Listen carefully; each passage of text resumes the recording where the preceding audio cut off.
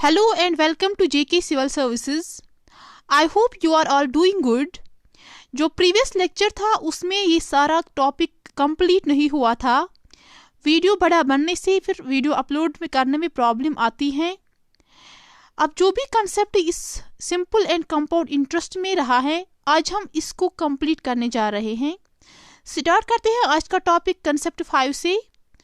तो इसका क्वेश्चन ऐसे आता है एग्जाम में, at what rate of interest a sum of money doubles itself in 5 years. आपको रेट निकालनी है किस रेट ऑफ इंटरेस्ट से सम ऑफ मनी डबल होता है itself. किस में?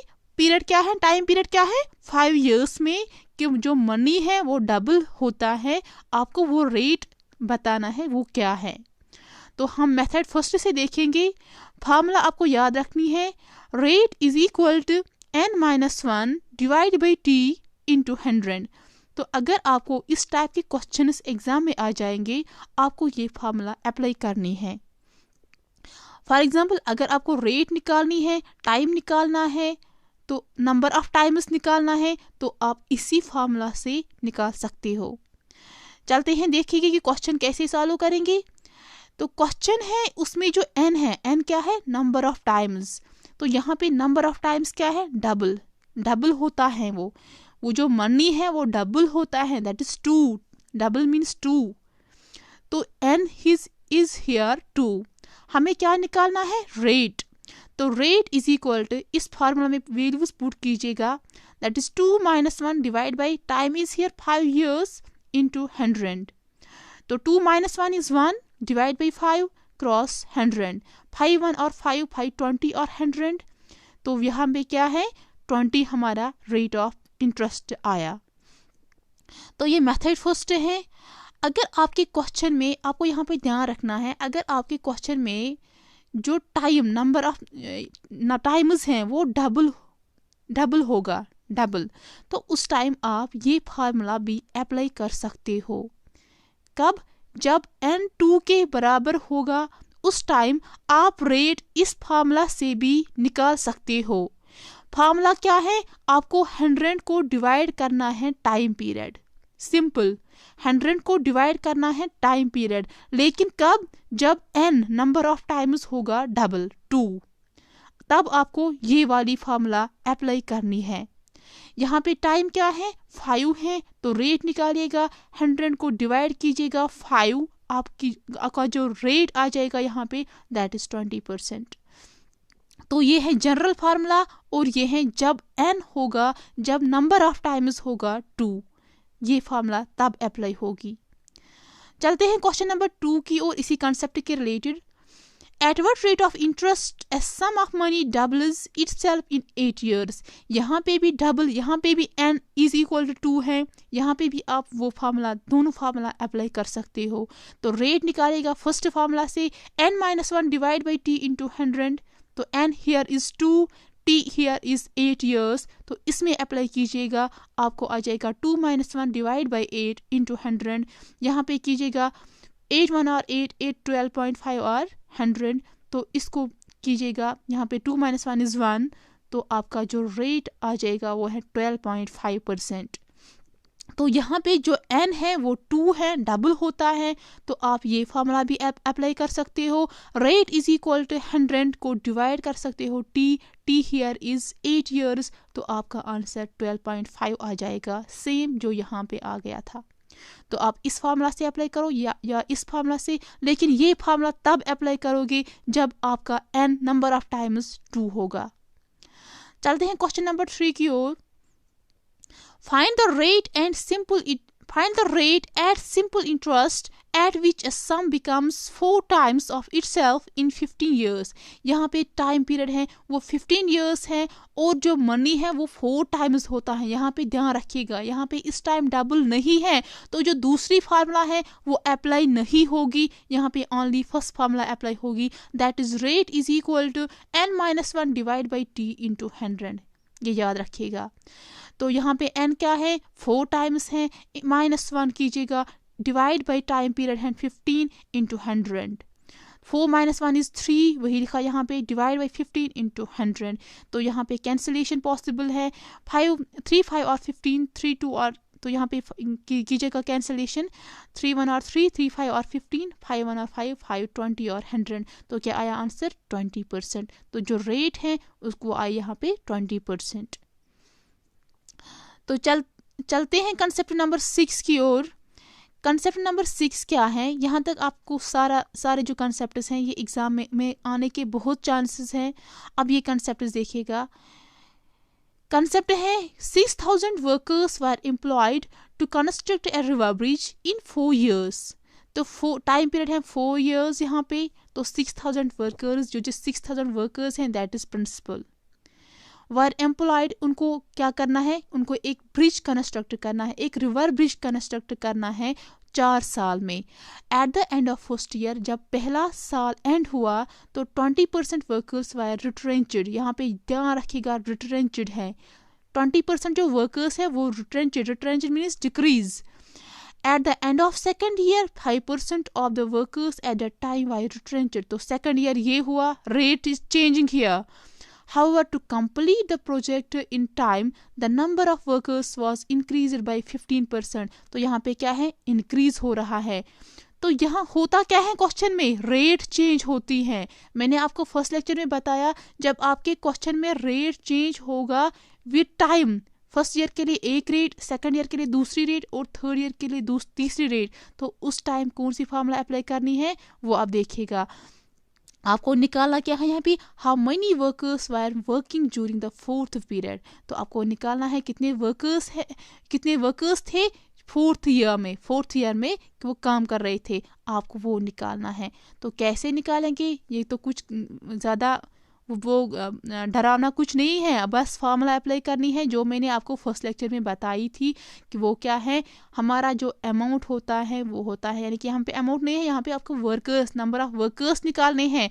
Number of workers who are working during the 4th year, वही होता ना अमाउंट। तो यहाँ पे क्या है? प्रिंसिपल 1 + R1 जो रेट फर्स्ट ईयर की है, divide by 100 into 1 + R2 by 100. R2 is the rate of the second year and 1 + R3 by 100. R3 is the rate for the third year. तो रेट यहाँ पे डिफरेंट है, लेकिन question में एक यहाँ पे आपको कंफ्यूज करने के लिए दिया है retrenched and increased. Retrenched means decrease and increased means plus. तो देखना है क्या करेंगे, क्वेश्चन सॉल्व करते हैं। यहाँ पे जो P है वो है 6000 और 1 + R1 इज ईयर, रिट्रेंचड है तो -20 है, क्योंकि वो डिक्रीज हो रहे हैं तो -20 लेना है। यहाँ पे खास ख्याल रखना है, जब आपको कभी कभार क्वेश्चन में होगा डेप्रिशिएट तो माइनस, डिक्रीज होगा माइनस लेना है रेट, रिट्रेंचड होगा माइनस लेना है। इसलिए मैंने यहाँ पे 20 लिया है रेट, वो माइनस में लिया, यहाँ पे देखिएगा माइनस में लिया। और क्या है? सेकंड ईयर के लिए क्या है? वो भी रिट्रेंच हो रहा है 5%, रेट रिट्रेंचड हो रही है 5%, तो -5 लेना है। लेकिन थर्ड ईयर में इंक्रीज हो रहा है तो प्लस लेना है। फार्मूला सेम है, लेकिन यहाँ पे जो रेट है वो यहाँ पे डिक्रीज होती है फर्स्ट और सेकंड ईयर में, और थर्ड ईयर में इंक्रीज हो रहा है। तो क्या करेंगे?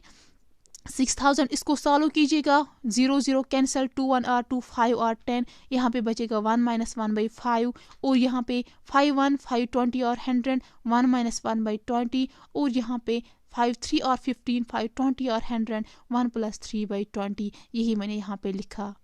इसको सॉल्व कीजिएगा, ये है 1 - 1 by 5, क्रॉस प्रोडक्ट कीजिएगा, यहाँ पे 5 1 और 5 -1 दैट इज 4 डिवाइड बाई 5, यही मैंने यहाँ पे लिखा। ये भी सॉल्व कीजिएगा ऐसे ही, दैट इज 19/20, और ये भी यहाँ पे प्लस है, वो आ जाएगा 23/20। क्या होगा फिर? यहाँ पे 0 0 कैंसिल, 2 0 इसके साथ, 5 1 और 5 12 और 60, 2 2 और 4 4 4 कैंसिल। तो क्या है? 12 × 19 × 23 दैट इज 5244। तो ये हमारा क्या आया? 4th ईयर के लिए कितने वर्कर्स थे? तो ये हमारा ये आया 5244, यही हमें निकालना था। हमें क्या निकालना था, how many workers were working during the 4th year, कितने वर्कर्स थे जो वर्क कर रहे थे 4th ईयर तक, तो वो है ये। ठीक, आप देखेंगे नेक्स्ट कंसेप्ट यहाँ पे, the cost of a machine depreciates by 10% every year. If its present worth is rupees 18,000, what will be its value after 3 years? तो करना कुछ नहीं है, आप डरना नहीं कि यहाँ पे मशीन है, यहाँ पे क्या, यहाँ पे तो पता नहीं किस कॉन्सेप्ट का क्वेश्चन है, क्या है, डरना नहीं है। सेम वही फार्मूला अप्लाई करनी है जो आप करते थे, A is equal to P of 1 plus R by 100 whole power n, वही फार्मूला आपको यहाँ पे अप्लाई करनी है। लेकिन यहाँ पे थोड़ा सा चेंज लग रहा है, यहाँ पे थोड़ा सा आपको कंफ्यूज करने के लिए उसने डेप्रिशिएट दिया, डेप्रिशिएट मीन्स नेगेटिव, तो जो यहाँ पर रेट जो है वो नेगेटिव है। क्या क्वेश्चन क्या है, the cost of a machine, जो मशीन का कॉस्ट था वो डेप्रिशिएट हुआ कितना परसेंट, 10%, वो डेप्रिशिएट होता, कम होता जाता है every year. If it is present, अगर उसकी प्रेजेंट वर्थ रुपीज 18,000 है, आपको बताना है 3 साल के बाद उसका जो अमाउंट है, उसकी जो वर्थ है वो क्या होगी। तो चलते हैं ये क्वेश्चन सॉल्व करते हैं, कैसे करेंगे। हियर जो प्रिंसिपल है दैट इज 18,000, रेट जो है वो है -10 बिकॉज डेप्रिशिएट एवरी ईयर वो डेप्रिशिएट होता है, लेकिन रेट सेम रहती है 10%, बट डेप्रिशिएट होता है, डेप्रिशिएट मीन्स नेगेटिव में आ जाएगा। तो और ये टाइम क्या है, वो है 3 इयर्स। तो हमें क्या निकालना है, उस मशीन का वैल्यू आफ्टर 3 इयर्स क्या होगा, तो वो क्या आ जाएगा, वो है ना, वही अमाउंट निकालना है हमें। तो वो आ जाएगा अमाउंट, हमें पता है क्या फॉर्मूला है, amount is equal to principal 1 plus R by 100 whole power n, यही फॉर्मूला मैंने यहाँ पे अप्लाई की। तो प्रिंसिपल यहाँ पे क्या है, दैट इज 18,000, 1 प्लस जो रेट है वो है -10, यही ख्याल रखना है, यहाँ पे ज़्यादा कुछ नहीं है खास। तो ये टाइम क्या है, दैट इज 3 इयर्स। तो इसको सॉल्व कीजिएगा, plus minus is minus here, plus minus is minus, तो माइनस लिखा मैंने यहाँ पे, 1 - 10 बाई 100, 0 0 कैंसिल, तो यहाँ पे क्या आया, 1 - 1 बाई 10, तो इसको क्रॉस प्रोडक्ट कीजिएगा, वो आ जाएगा 10 - 1 divide by 10, 10 - 1 is 9 divide by 10, वही 9 बाई 10 मैंने यहाँ पे लिखा, लेकिन उसका रेज पावर क्या है 3, तो 3 बार आ जाएगा 9 बाई 10, 9 बाई 10। तो इसको मैंने क्या किया, फिर ये जो ये यहाँ पे 0 0 0 3 जीरोज, इन 3 जीरोज के साथ कैंसिल, तो क्या आया 18 क्रॉस 9 क्रॉस 9 क्रॉस 9, इसको सॉल्व कीजिएगा, वो आपका आंसर ये मिलेगा। यहाँ तक कोई कंफ्यूजन तो नहीं है। तो अब जाएंगे, अब आपके लिए मैंने होमवर्क रखी है, आपको ये क्वेश्चंस करने हैं, वही कंसेप्ट्स आपको जो भी मैंने अभी तक पढ़ाया है वही कंसेप्ट्स इन क्वेश्चंस पे आपको अप्लाई करना है। आप इनका स्क्रीनशॉट लीजिएगा, तो मैं आपको ये डिस्कस भी करूँगी, आप स्क्रीनशॉट लीजिएगा इन क्वेश्चंस का, और इन क्वेश्चंस का जो आंसर्स हैं आप वो कमेंट सेक्शन में लिख लीजिएगा। इसी के साथ जो सिंपल एंड कंपाउंड इंटरेस्ट का टॉपिक है वो हम ख़त्म करने जा रहे हैं। अब जो नेक्स्ट लेक्चर होगा उसमें हम नया टॉपिक स्टार्ट करेंगे, लेकिन जो यहाँ पे ये क्वेश्चंस हैं आपको मैं डिस्कस करूँगी। आपको बताना है in how many years will ₹15,625 amount to get 17,576 at 4% per annum compound interest. तो आपको क्या करना है, यहाँ पे आपको टाइम निकालना है, आपको दिया गया है अमाउंट, दिया गया है आपको, प्रिंसिपल दिया गया है आपको, रेट दी गई है, आपको क्या करना है, आपको टाइम पीरियड निकालना है। क्या कीजिएगा आप पहले यहाँ पे अमाउंट किसके बराबर होता है, that is compound interest plus principal, that is compound interest plus principal. यहाँ पे अमाउंट दिया गया है, प्रिंसिपल दिया गया है, तो आपको आप यहाँ पे क्या निकलेगा, कंपाउंड इंटरेस्ट। जब आपको कंपाउंड इंटरेस्ट आ जाएगा तो फिर क्या करोगे, amount is equal to P1 plus R by 100 whole power n, ये जो ये टाइम पीरियड है यहाँ पे ये आपको आ जाएगा जब आप पुट करोगे वैल्यूज। तो क्वेश्चन नंबर 2 यहाँ पे क्या है, the population of A city is 1,25,000 if the annual birth rate and death rate are 5.5 and 3 respectively 5% respectively, calculate the population of this city after 3 years. तो क्या है यहाँ पे जो प्रिंसिपल है दैट इज 1,25,000, लेकिन यहाँ पे क्या है, एनुअल बर्थ रेट और एनुअल डेथ रेट वो है 5.5 3.5। आपको पहले रेट निकालनी है, यहाँ पे वो आ जाएगा rate is equal to 5.5 minus 3.5। ये सॉल्व कीजिएगा, 5.5 माइनस 3.5 ये सॉल्व कीजिएगा, वो आपकी रेट होगी। ठीक, इसको माइनस कीजिएगा, आपको रेट मिलेगा। यहाँ पे जब रेट मिलेगा तो प्रिंसिपल भी आपके पास है, ये प्रिंसिपल है, रेट भी आपके पास है, आपके पास टाइम भी है, आपको क्या निकालनी है, कैलकुलेट द पॉपुलेशन, तो सीधे निकलेगा। ठीक, उसके बाद है question, find the time taken when interest is paid ₹50 और ₹500 एट द रेट ऑफ 5%। आपको टाइम निकालना है। यहाँ पे इंटरेस्ट दिया गया है 50, एसआई दिया गया है, सिंपल इंटरेस्ट दिया गया है 50, प्रिंसिपल अमाउंट है 500, रेट ऑफ इंटरेस्ट है 5%। तो सिंपल इंटरेस्ट क्या होता है, P cross R cross T divide by 100। तो टाइम आपको निकालना है, ये निकालना है, टाइम आपको निकालना है। सिंपल इंटरेस्ट दिया गया है, P भी दिया गया है, R भी, आपको टाइम यहाँ पे निकालना है। फर्स्ट लेक्चर में फार्मूलाज बताइए कैसे निकालना है, तो निकालिएगा।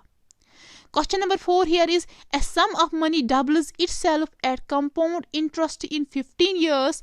In how many year it will become 8 times?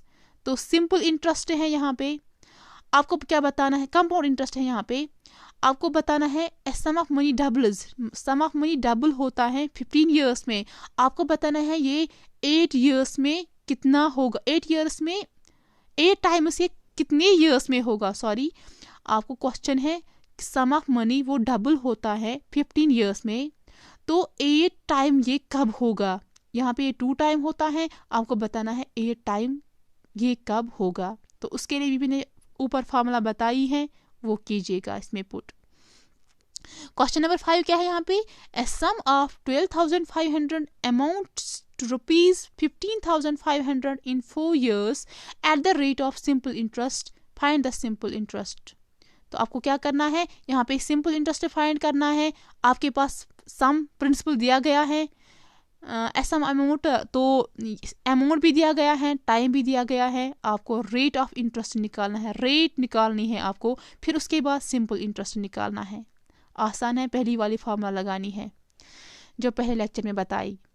तो क्वेश्चन नंबर 6 क्या है, find the simple interest on ₹4,000 for 5 years at 6% per annum, also find amount. तो क्वेश्चन आसान है, आपको सिंपल इंटरेस्ट निकालना है, प्रिंसिपल अमाउंट दिया गया है, टाइम दिया गया है, रेट भी दी गई है।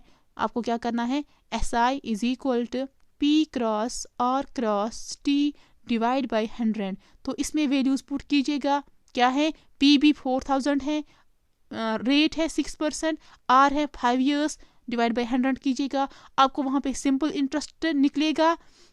फिर आपको अमाउंट निकालना है, amount is equal to simple interest plus principal, तो वो कीजिएगा, तो आपका आंसर आ जाएगा। Last question is, in how much time will a sum of money triple itself at 15% per annum. तो बहुत इजी है, अभी यही क्वेश्चन डिस्कस कर रहे थे। आपको बताना है एट इन हाउ मच, आपको टाइम निकालना है जब सम ऑफ मनी प्रिंसिपल जो अमाउंट होगा वो ट्रिपल हो जाएगा, 15% रेट है 15% पर एनम। ऊपर ही मैंने ये क्वेश्चन दिखाए, तो ये सॉल्व कीजिएगा। आई होप कि आपको यहाँ तक कोई कंफ्यूजन नहीं होगा। अगर आपको कोई भी कंफ्यूजन होगा, आप प्लीज़ कमेंट सेक्शन में लिखिएगा। जो भी आपको इस टॉपिक के रिलेटेड कंफ्यूजन होगा, सिंपल इंटरेस्ट और कंपाउंड इंटरेस्ट के बारे में, और यहाँ पे ही हमारा जो ये सिंपल इंटरेस्ट और कंपाउंड इंटरेस्ट ये हमें यहाँ पे ख़त्म होता है। और जो भी कंसेप्ट्स थे इस सिंपल इंटरेस्ट और कंपाउंड इंटरेस्ट के बारे में, वो मैंने आपको सब समझाए, सब पढ़ाए। अब आपको क्या करना है, आपको प्रैक्टिस की ज़रूरत है, और अगर कोई भी कंफ्यूजन होगा आप प्लीज़ बता दीजिएगा। थैंक यू, अल्लाह हाफिज़।